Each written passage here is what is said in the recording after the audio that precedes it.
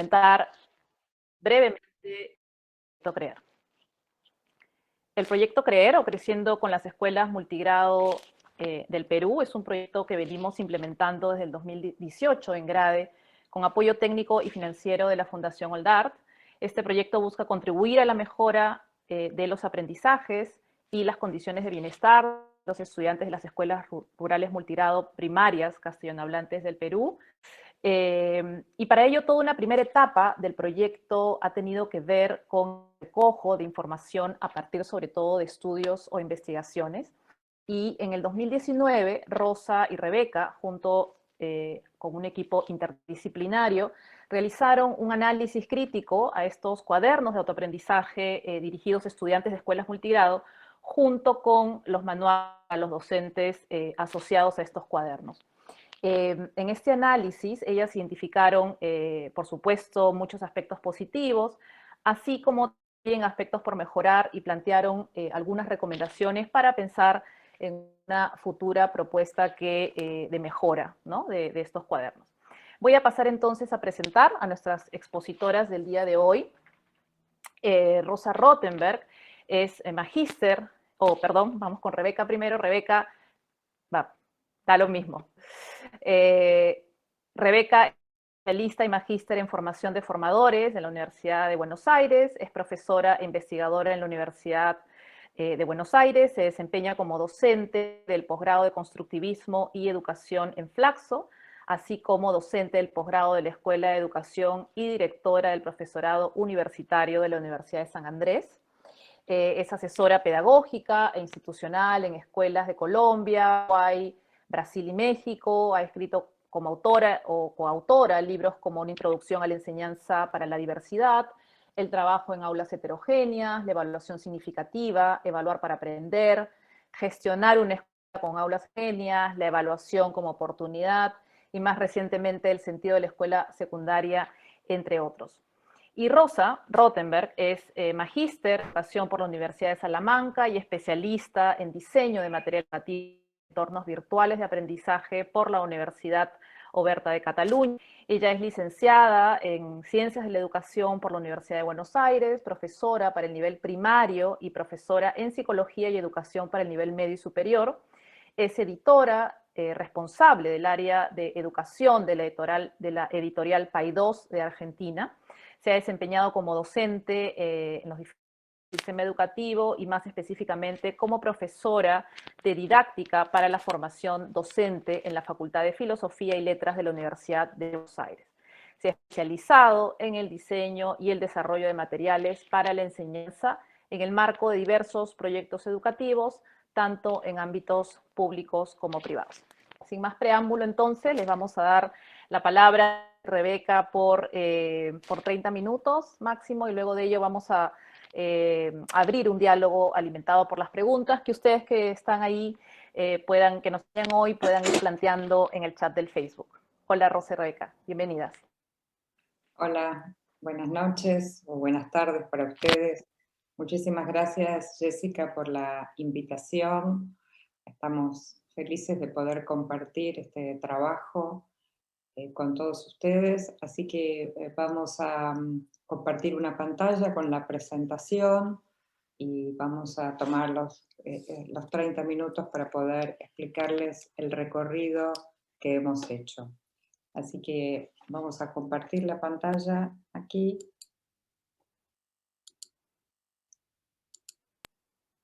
Muy bien. Ponerla un minutito en pantalla completa. ¿Ustedes la ven bien allí? Acá. Perfecto. Sí, Rebeca, perfecto. Buenísimo. Bueno, buenas tardes, buenas noches acá en Argentina. Gracias por acompañarnos. Esta es una síntesis de un trabajo que hemos hecho, tal como estaban contando. Hoy vamos a tratar de situarnos o ceñirnos al trabajo que hemos hecho en relación con los cuadernos de autoaprendizaje. Nosotras hemos evaluado con el equipo también los manuales para docentes. pero hemos elegido ese recorte en el día de hoy y en todo caso en el momento de del intercambio de preguntas y respuestas podemos acercarnos al tema de los manuales. Primero contarles, como decía Rebeca, el recorrido, qué es lo que nos propusimos. Nos propusimos diseñar básicamente un instrumento de evaluación. Diseñar un instrumento que suponía tener unos indicadores precisos que nos permitiera detectar algunas intencionalidades y algunos conceptos pedagógicos y didácticos de manera explícita. Por lo tanto, decidimos hacer un recorte y trabajar en profundidad con los cuadernos y los manuales de los cuartos años en cada una de las áreas: comunicación, personal y social, ciencias, tecnología, matemática. Por supuesto, estábamos sistemáticamente tratando de plantear una evaluación que pudiera estar siempre pensado en el marco de las prácticas y por lo tanto de realizar un análisis contextualizado. Para básicamente detectar algunas de las cuestiones bien o muy bien planteadas en los cuadernos, para sugerir, persistir en ellos y también intentar hacer algunos aportes de mejoras en aquellos casos que considerábamos necesarios. ¿Cómo empezamos? Dando unos primeros pasos que básicamente tenían que ver con revisar otros materiales y otras experiencias internacionales, estudiar en profundidad, o sea, hacer una lectura en detalle de los documentos y la normativa vigente en Perú, leer algunas documentaciones de prácticas que nos hicieron llegar y que nos permitía estar pensando qué sucedía a la hora de usar los cuadernos de autoaprendizaje. Y por supuesto, un primer paso fue constituir, tal como decía Jessica, un equipo de expertos en distintos campos, fundamentalmente expertos en cada una de las disciplinas, pero también gente experta en el campo del diseño de materiales educativos. Les decía que hemos elegido hacer foco en los cuadernos. ¿Qué es lo que salimos a buscar? ¿Qué es lo que queríamos ver en los cuadernos? Nos propusimos ver en qué medida esos cuadernos se ajustan al enfoque del currículo nacional y en qué medida se ajustan a las consideraciones de las demandas propias del aula multigrado. Pensando entonces en el aula multigrado y en el currículo nacional, nos propusimos hacer foco en las secuencias didácticas planteadas en esos cuadernos. Por supuesto, por cómo está planteado el currículo nacional, hacer una consideración puntual de los enfoques transversales. Hacer foco en el recorte de contenidos, particularmente en la perspectiva de igualdad de géneros, y como todo material impreso destinado al trabajo a partir de la lectura del texto, la adecuación al nivel lector. Y ahí encuentran ustedes algunas cuestiones centrales que tienen que ver con las características de los textos en relación con la disposición para la lectura y la comprensión. Por ejemplo, de qué modo va progresando y se va complejizando el nivel de explicaciones teóricas, el uso que se hace, que es un recurso sostenido en los cuadernos, de los consejos y las frases motivacionales, la claridad en la presentación de ideas, cómo funcionan los títulos, los subtítulos, los organizadores, en la medida que funcionen o no como buenos organizadores anticipados, la cantidad y calidad de analogías, de ejemplificaciones y de otros recursos explicativos que favorecen la comprensión, los textos incluidos en cada una de las unidades, ya sean literarios o no literarios, que se vinculan directamente con, no solamente con una cuestión de calidad de los textos en sí, sino qué es lo que plantean como dificultad y desafío para el nivel lector. Les decía en un comienzo que quisimos construir un instrumento que pudiera buscar indicadores claros acerca de conceptos que tienen que ver con un enfoque, que tienen que ver con un marco desde el cual estamos haciendo esta evaluación y esta lectura crítica. Por ejemplo, el enfoque de la heterogénea, y entonces dijimos, bueno, ¿con qué indicadores concretos? ¿Qué es lo que podemos salir a buscar? ¿Cómo lo hacemos? Entonces acá ustedes tienen algunos de los ejemplos de lo que se rastrea en las actividades para pensar en el enfoque. Por ejemplo, en qué medida las actividades que se proponen brindan oportunidades para generar un trabajo colaborativo, en qué medida brindan posibilidades de que los alumnos y las alumnas tomen decisiones y elijan en ese abanico de actividades, en qué medida las propuestas son flexibles, de tal manera que cada docente y el grupo de estudiantes pueda definir en distintos momentos maneras alternativas de estructurar los espacios o los tiempos, o los agrupamientos, el uso de recursos.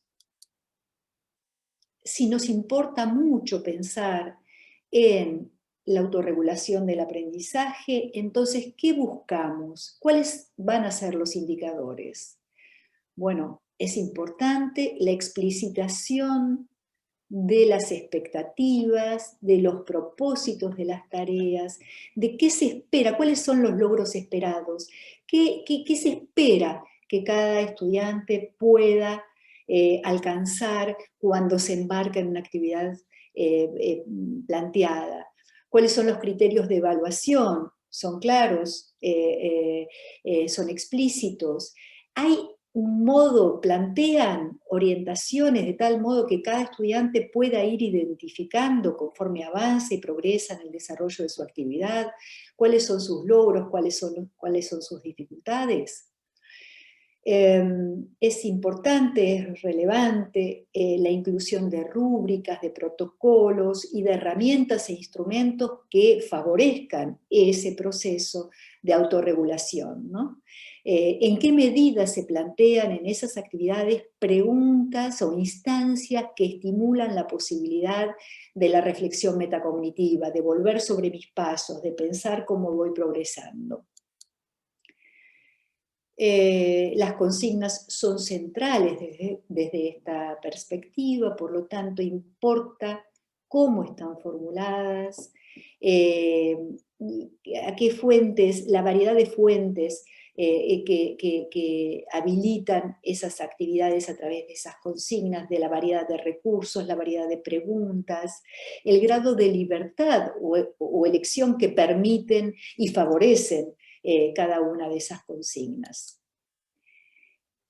¿En qué medida, cómo somos capaces de crear un instrumento que nos permita identificar si los cuadernos ofrecen suficientes orientaciones para que los estudiantes puedan evaluarse a sí mismos, entendiendo que esa evaluación promueve cambios en el aprendizaje?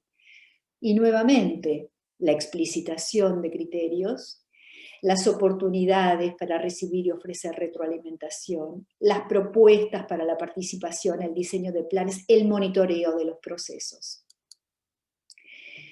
Y un elemento que integramos, que es central por el tipo de materiales que estamos evaluando, tiene que ver con la maqueta.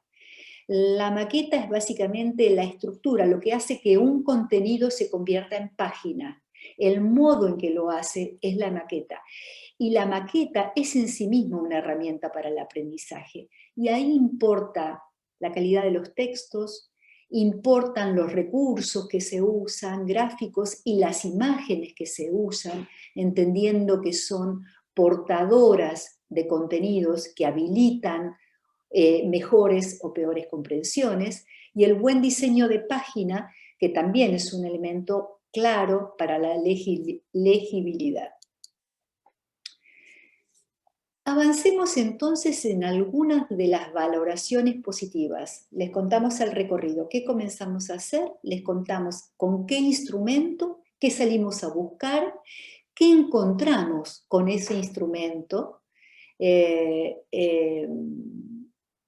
un comienzo les decíamos que quisimos detectar en qué aspectos es conveniente persistir. Bueno, nosotros creemos que los cuadernos de autoaprendizaje realmente desarrollan las competencias que están definidas en el currículo nacional. Creemos que está estructurado de tal manera que es coherente con el planteo del currículo nacional, es decir, que esa estructura, ustedes saben que los cuadernos están organizados en unidades, bueno, que esas unidades siguen una secuencia que respeta el propósito del currículo nacional, que hay una presencia continua de actividades orientadas a la gestión del propio aprendizaje, que hay un trabajo sistemático con los enfoques transversales, en particular con el enfoque ambiental y el enfoque de igualdad de género, y el intercultural, que hay una preocupación sostenida por transferir experiencias a diversos ambientes y a generar un diálogo fecundo con la comunidad y con la familia, que hay un trabajo cuidado de consignas viables, claras para el cumplimiento de esos propósitos, que hay actividades diversificadas con distinto tipo de agrupamientos, con variadas propuestas escolares y extraescolares, con tareas individuales, compartidas, asistidas, es decir, encontramos enorme riqueza y coherencia entre la propuesta curricular y el desarrollo del material, es decir, como propuesta de concreción curricular, la encontramos altamente positivo. Como siempre ocurre, hay aspectos a mejorar. Nos parece que básicamente la maqueta no siempre se ajusta a las intenciones didácticas que tiene el material. Les decía, hay un ajuste del material a las intenciones curriculares. Ahora bien, se traduce de algunos modos que requieren ser revisados en la puesta en página de esos cuadernos. Me gusta dar un ejemplo que es muy concreto, muy concreto. Se invita sostenidamente, les decía antes que hay un cuidadoso trabajo con la perspectiva de igualdad de género. Sin embargo, aparecen roles estereotipados en ciertas ilustraciones o en ciertos íconos. Es un ejemplo de algo que, digamos, que muestra claramente, o por ejemplo, hay una enorme preocupación por una graduación, crecimiento y alcance, despliegue de las competencias en los diferentes niveles de desarrollo, sin embargo, se encuentra un trabajo en imágenes no diferenciado en los distintos años. Entonces, no hay un crecimiento de la imagen, pero no solamente desde el punto de vista estético, sino un crecimiento de la imagen en cuanto a tipos de imágenes que van hablando de información más compleja, de mayor densidad conceptual, etc. Y ya estoy hablando del tipo y variedad de imágenes. Básicamente los cuadernos están sostenidos en ilustraciones, e insistimos nosotras en que es importante pensar en las imágenes como recursos portadores de contenido, de información, de oportunidades hasta incluso de carácter emocional y emotivo, de perspectiva estética, etcétera, etcétera. Nos parece que otro aspecto a mejorar tiene que ver con la tensión entre contenidos disciplinares y competencias. Tensión que siempre aparece cuando hay una definición en términos de competencias, como saber hacer en términos de contenidos disciplinares, ¿no? Ahí tendríamos que pensar, nosotros creemos que todavía está haciendo falta la inclusión de mayor diversidad y cantidad de textos expositivos y explicativos, incluso en una creciente complejización del perfil de textos, ¿no? Después, si quieren, podemos conversarlo, porque esto, claro, supone también habilidades de lectura, habilidades lectoras de mayor complejidad, y bueno, es un tema en sí mismo que nos parece que es para abordar, ¿no? Y otro aspecto tiene que ver con la mayor presencia y trabajo con TICs, es decir, propuestas de producción y recomendaciones a enlaces y un uso más sostenido de algunos recursos tecnológicos de alcance, por ejemplo el celular, ¿no? Algunas propuestas. Centramos acá en algunas de ellas. Por un lado, la organización por proyectos. La variedad de ilustraciones, que ya estábamos hablando, las actividades enriquecidas con TICs, y esta cuestión de un programa de comprensión lectora, que tiene que ver con estos textos de los que estábamos hablando, que a mayor complejidad de los textos es obligada la tarea que excede al área de comunicación de estar sosteniendo la actividad de comprensión lectora. En el caso de la organización por proyectos, nos parece que son instancias de trabajo, de organización distinta de la tarea, que permite, a partir de alguna cuestión dilemática, de un problema que sea de interés en la comunidad, un conjunto de preguntas que son significativas para los estudiantes, para ese grupo de estudiantes, para esa comunidad, bueno, puede realmente un proyecto nuclear a los estudiantes de los distintos grados, a sus familias, a la comunidad en pos de una tarea.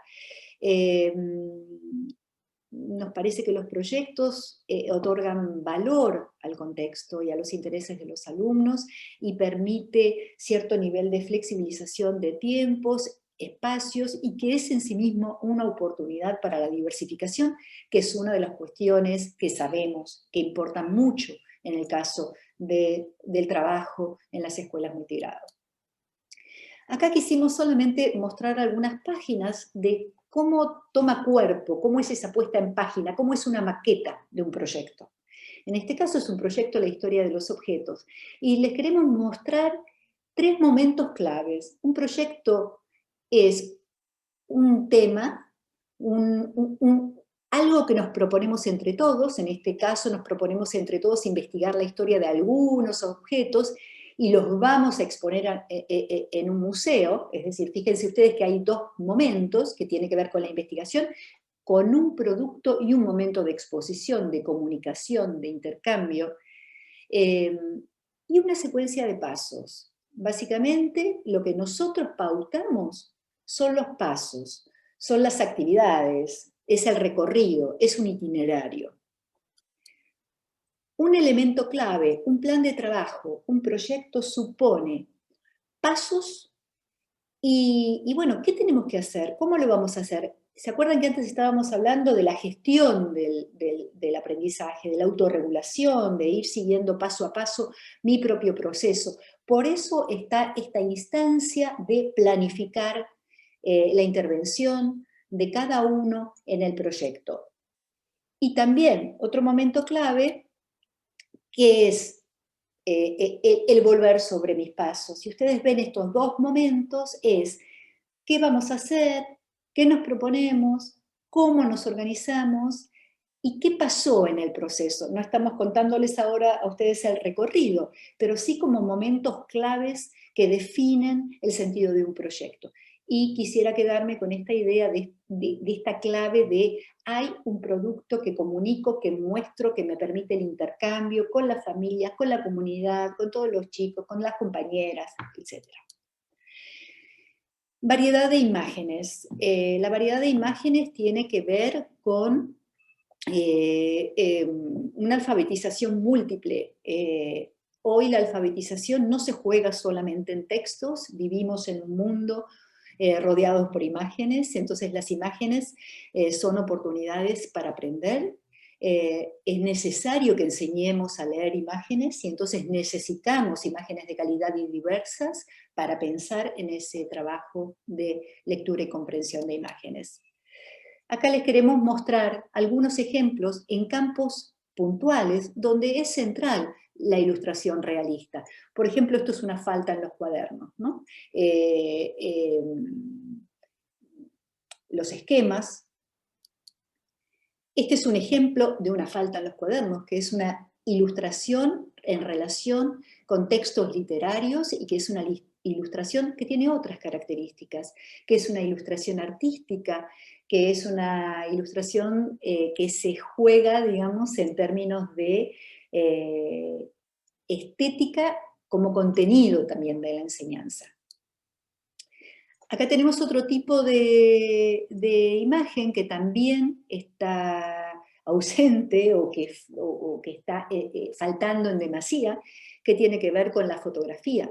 Fíjense ustedes en el área de ciencias, sin lugar a dudas, la fotografía que muestra procesos, por ejemplo, aquí, en relación con una experiencia, o con el armado, en este caso, de un terrario, tiene un valor y una fuerza muy importante para acompañar de otro modo, que no sea solamente textual, la propuesta de tarea. Cuando decimos actividades enriquecidas con TICs, estamos pensando en, fundamentalmente, trabajar de manera sostenida para la elaboración de criterios que permitan distinguir información relevante de información que es errónea, falsa o tergiversada. Es decir, en las redes hay de todo y es tarea de la escuela enseñar a distinguir, y para hacerlo es necesario enseñar a elaborar esos criterios que permiten pensar en términos de contenidos confiables en la red. Sugerir enlaces, creemos que se pueden sugerir más enlaces para acceder a mayor cantidad y variedad de fuentes. Hablar de tecnología supone también creación de producciones, no solamente de consumo de información, sino también de producción, y los chicos tienen algunos recursos, algunos dispositivos a mano, por eso insisto con el celular, que podría permitir en algunos casos hacer algunos trabajos, algunas producciones sencillas. Y por supuesto, siempre el desarrollo de proyectos colaborativos que promueven la comunicación, pero que también nos van mostrando una manera en la que va el conocimiento y el trabajo en las sociedades creciendo cada día más. Muchas gracias, creo que nos circunscribimos al tiempo y estamos disponibles. Muchas gracias, Rosa, Rebeca, por esta presentación. Les pido a las personas que nos acompañan que vayan escribiendo sus preguntas por el chat del Facebook, así podemos irlas respondiendo a partir de ahora. Uno de los temas más interesantes del trabajo que realizaron tiene que ver, creo yo, con la explicitación, ¿no?, de estos criterios o de estos aspectos que se consideraron para hacer el análisis, ¿no? Creo que esta información es sin duda muy útil, no solamente para los elaboradores de materiales similares, sino también para los docentes, ¿no?, porque les permite comprender mejor el material con el que están trabajando, comprender en qué medida estos materiales responden no solo al enfoque de competencias del currículo, sino también a un enfoque de evaluación formativa y a uno de la enseñanza para la diversidad, ¿no?, enfoques que deberían estar a la base de este tipo de materiales, ¿no? Yo creo que en general nos falta avanzar hacia una mejor comprensión acerca de cómo la enseñanza para la diversidad, por ejemplo, constituye un enfoque pedagógico, ¿no?, que incluye una amplia gama de recursos, de métodos, de procesos, de arreglos específicos, ¿no?, que deben llevarse a cabo en las aulas, en la organización de la escuela, y que también deben considerarse, por supuesto, en elaboración de materiales, ¿no?, para lograr, en efecto, adaptar la enseñanza a las necesidades diversas de los chicos, ¿no? Una crítica común que los docentes rurales le hacen a este tipo de materiales es que son poco adecuados al contexto, ¿no? Principalmente sociocultural de los estudiantes, ¿no? Muchos de ellos señalan, por ejemplo, que los textos colocan ejemplos o hacen alusión a realidades que no son propias de los chicos de contextos rurales, ¿no? Sino que tienen un sesgo muy urbano, ¿no? ¿Es esta una crítica válida? ¿En qué medida un material de este tipo muestra adecuación a la realidad de los estudiantes rurales o de los estudiantes en general? ¿En qué medida podemos decir que un texto de este tipo permite ser adecuado o contextualizado a las diferentes realidades de los estudiantes? Sí, Jessica, la verdad que los materiales uno podría decir que difícilmente son universales, ¿no? Y entonces uno tiene como dos cuestiones en principio para mirar sobre los materiales, ¿no?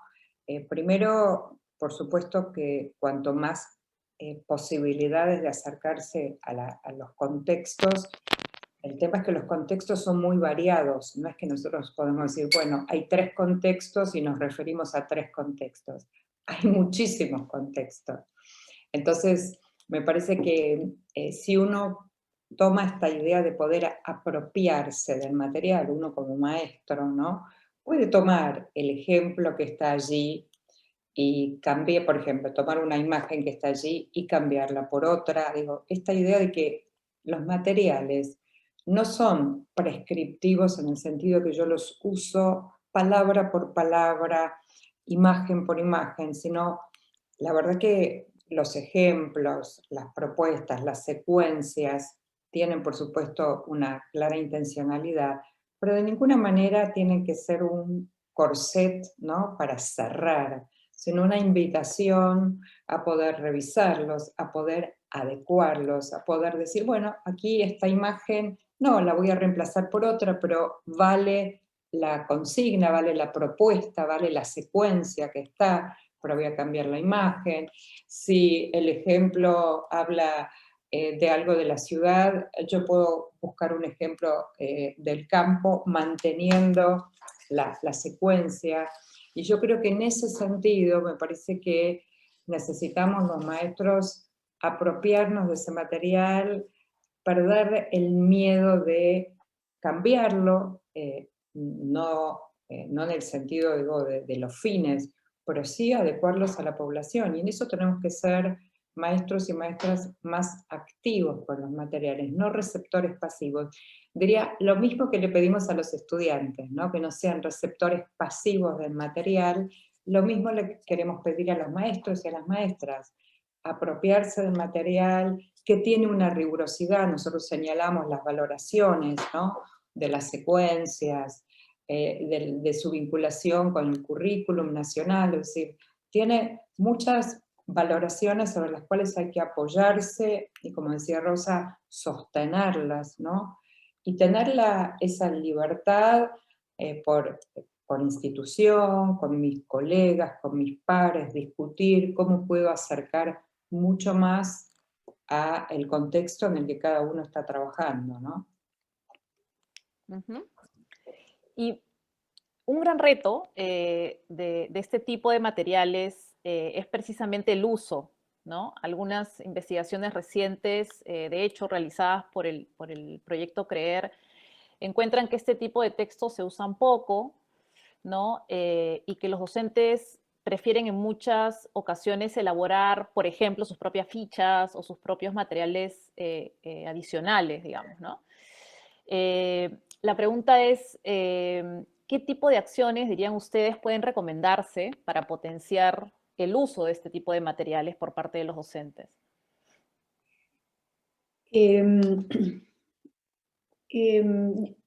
Yo creo que el docente es el que conoce el contexto y puede actuar en consecuencia.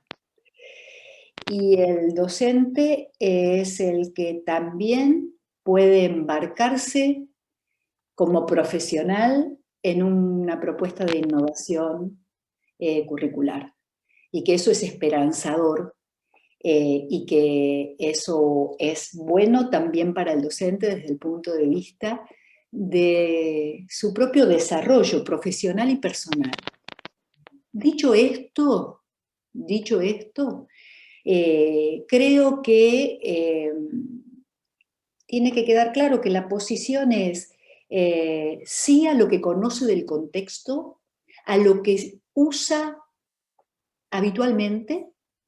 Nadie se embarca en nada nuevo sin esos elementos que le dan autoconfianza, ¿no? Que le brindan esa confianza como para poder intervenir. Ahora bien, también es importante, como desde esa perspectiva esperanzadora de innovación curricular, poder apropiarse de los materiales nuevos. Entonces, yo diría, bienvenidos. En ningún momento está planteado que el cuaderno tenga que ser autosuficiente. Es decir, nos parece fantástico que se pueda complementar con otros recursos, otros materiales, y que cada docente se plantee la práctica con lo viejo que le es efectivo, que le sirve para enseñar, y también con lo nuevo que le permitirá hacer una apuesta de mejoramiento de la educación. Sí, diría que no se trata de reemplazar el manual con otro material creado especialmente, sino esta idea, me parece que decía Rosa, de complementar. Complementar implica saber mucho de ese material para saber qué es lo que creo que le falta o qué es lo que creo que debería pensar en función de mi contexto. No descartarlo ni decir lo reemplazo por, sino lo uso de determinada manera, le agrego, alguna parte tal vez no lo uso con una clara decisión porque entiendo por qué no porque no quiero, sino porque hay algo que no se corresponde con el contexto. Así que me parece que en general esa idea de flexibilidad, ¿no? Me parece que debiera atravesar ese trabajo, ¿no? Hay una pregunta sobre el actual contexto a distancia. A ver, si bien estos materiales o cuadernos de aprendizaje se elaboraron antes de la pandemia, el Ministerio los ha seguido repartiendo y seguro los seguirá repartiendo a futuro. La pregunta es, ¿qué tanto están preparados, dirían ustedes, estos materiales para ser usados en un contexto de distancia y de educación híbrida, ¿no? Que es hacia lo que vamos a ir seguramente? ¿Cómo se pueden usar o aprovechar de mejor manera estos materiales para que cumplan su función en este nuevo panorama? Yo creo una cosa que me parece que es lo central. Primero, los materiales no están preparados. Tampoco nosotros estábamos preparados. Y entonces estamos adecuando, adaptando, pensando nuevos modos. Sí me parece que hay algo que es clave, ¿no? Que es, me parece que está claro, se ha hecho evidente en este contexto, que los materiales didácticos son centrales, son digamos, materiales mediadores por excelencia, y que al docente le cabe no hacerlos unidireccionales, es decir, al docente le cabe favorecer el intercambio, el encuentro, la interacción, entonces, en la medida de lo posible. Pero creemos que los materiales son buenos recursos para la educación a distancia en este contexto, y que tendrá que pensar el docente en digamos, en esos momentos de encuentro, de qué modo aprovecha esas instancias que los cuadernos proponen, pero que desde su saber también puede proponer, para que se genere la interacción. Es decir, esos momentos, esas actividades tan valiosas donde el encuentro con los otros permite saber del propio proceso, donde el encuentro con los otros permite asistir, sostener, ayudar al compañero, y en la medida que lo ayudo, voy entendiendo un poquito más yo. Es decir, entonces, creo que en esa propuesta híbrida tendrá que el docente elegir qué momentos de los materiales son para un trabajo más autónomo no autónomo, sino en casa, y digamos, y qué momentos de las propuestas son ricas para el encuentro, ¿no? Para cuando cuando hay posibilidades de verse. Sí, uno podría, digo, tomar como pistas también el grado de complejidad de las propuestas y decir, bueno, las propuestas más complejas seguramente ameritarían hacerse de manera presencial, y las propuestas menos complejas en términos de, bueno, de ir acompañando en el desarrollo de la autonomía de los estudiantes, podría ser hechas en casa, digamos, de manera no presencial. Me parece que ahí otra vez el mismo ejercicio, ¿no? De mirar la producción, de mirarla en conjunto con otros colegas, con otros pares de la institución. Me parece que no son decisiones que uno toma solo, sino ahí la comunidad de aprendizaje que uno puede constituir con otros para poder pensar juntos, ¿no? Me parece que también es como una pista. Esto no es para hacer en soledad, porque es muy nuevo todo lo que nos ocurre y es muy trabajoso lo que hay que hacer. Entonces me parece que aquí hay que construir comunidades de práctica, comunidades de aprendizaje para poder tomar esas decisiones de recorridos, ¿no? Que finalmente son esos, son otros modos de pensar los recorridos, ¿no? Uh-huh. Yo tengo una pregunta. El reto principal, digamos, del aula multigrado es que los docentes deben encontrar modos de desarrollar contenidos de grados diferentes, ¿no? En condiciones de enseñanza, digamos, simultánea, ¿no? En esta situación se hace como mucho más visible, ¿no? La diversidad de niveles de desarrollo de las competencias de los estudiantes, ¿no? Diversidad, por supuesto, que no es exclusiva de este tipo de aula, ¿no? Sino de cualquiera. Entonces, de esta manera, digamos, en estas aulas se hace más evidente y tenemos, por ejemplo, situaciones en las que los estudiantes, por ejemplo, de cuarto grado, perdón, de cuarto grado, que son más competentes, por ejemplo, en lectura que estudiantes de quinto y sexto, ¿no? Y también estudiantes de tercero y cuarto que aún tienen serias deficiencias, por ejemplo, en la adquisición de la lectoescritura, ¿no? La pregunta es, cómo estos cuadernos de autoaprendizaje para escuelas multigrado, diseñados por grado, ¿no? Pueden atender esta realidad diversa, ¿no? Y si es posible pensar en otras alternativas de organización y diseño de estos textos. No sé qué opinan de esto. En principio me parece que hay como dos líneas que yo pensaría inicialmente. Una que tiene que ver con la organización, pero no de los materiales, inicialmente la organización de los criterios de agrupamiento, ¿no?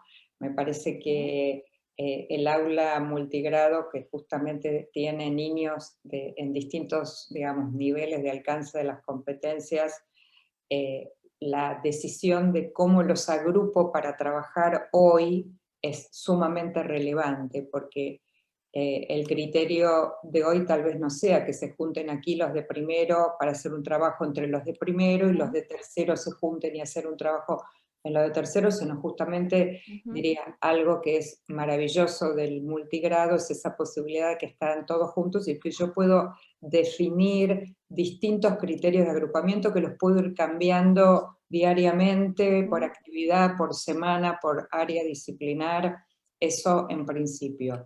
En segundo lugar, en esta misma línea de flexibilidad de trabajo con los materiales, digamos, uno no necesariamente sigue el material linealmente. Si hay un material de cuarto y hay uno de quinto, y yo tengo niños de cuarto, de quinto, de tercero, puedo mirar en esa misma temática, en esas mismas competencias, esa secuencia. Ustedes en el currículum tienen bien definidos los niveles de progresión, ¿no es cierto? Y esas son pistas sumamente interesantes para tomarlas, y entonces ir a los manuales, ir a los materiales y decir, bueno, si esta es la secuencia, la progresión, perfectamente puedo elegir una actividad de aquí y una actividad de allí, de un manual y de otro manual, y armar yo la secuencia.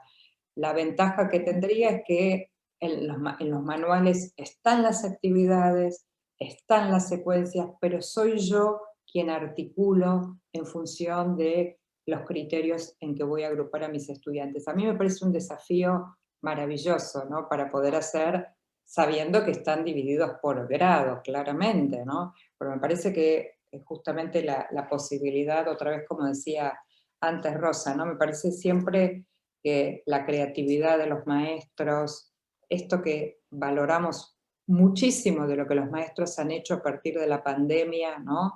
De recrear, reinventar como una escuela que no existía antes, me parece que da cuenta de las posibilidades y las capacidades. Por supuesto que uno ahora también podría ponerse a pensar en la formación de los futuros maestros, y entonces cómo prepararlos de manera distinta para el trabajo con estos materiales, con los criterios de agrupamiento, con los modelos híbridos, pero me parece que estando los materiales es posible esas combinaciones diferentes, ¿no?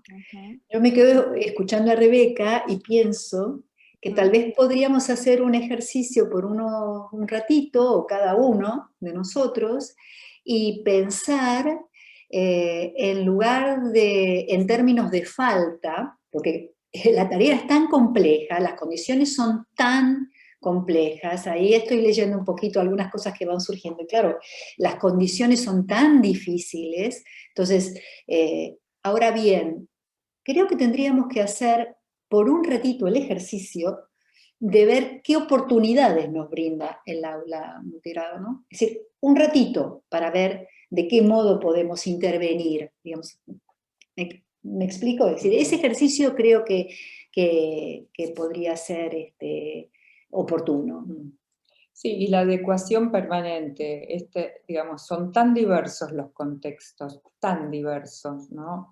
Desde múltiples perspectivas y miradas de diversidad, que me parece que esa tarea de poder hacer ese ejercicio de adecuación a quiénes son mis estudiantes es central. No hay manual que lo resuelve por nosotros, no hay cuaderno, digo, que lo resuelva, sino es con la intervención de cada maestro a partir del material de base, por supuesto, ¿no? Que si no tuviera el material, hay que diseñar todo de cero, ¿no? Y eso es una tarea muchísimo más compleja. Entonces, me parece que de lo que hay, esa idea de flexibilidad y adaptación al contexto real que yo tengo, ¿no? Muchísimas gracias. Ya se nos va terminando el tiempo. Hay algunas preguntas, pero que creo que va a ser, eso creo que va a ser más estimulante para que puedan leer el estudio que va a ser publicado pronto. En la página web del proyecto van a poder encontrar además publicaciones de todos los estudios que hemos venido haciendo, y por supuesto van a encontrar el reporte de este estudio que hoy les hemos presentado sucintamente, ¿no? Asimismo, bueno, los invitamos también a visitar nuestro centro de recursos, donde van a encontrar material muy valioso sobre educación rural y sobre educación rural multigrado en particular. Así que bueno, no me queda más que agradecer una vez más a Rebeca y Rosa por esta presentación. Muchas gracias a las personas que se han conectado hoy y que nos han dejado sus preguntas y comentarios. Ya no nos queda más tiempo, así que muchas gracias a todos y buenas noches. No, gracias a ustedes. Muchísimas gracias por la invitación a compartir esta riqueza de material muy valioso y que vale la pena seguir trabajando con él. Gracias, Jessica. Un saludo, gracias. Gracias, Rebeca, Rosa. Gracias. Al contrario. Buenas noches. Buenas noches.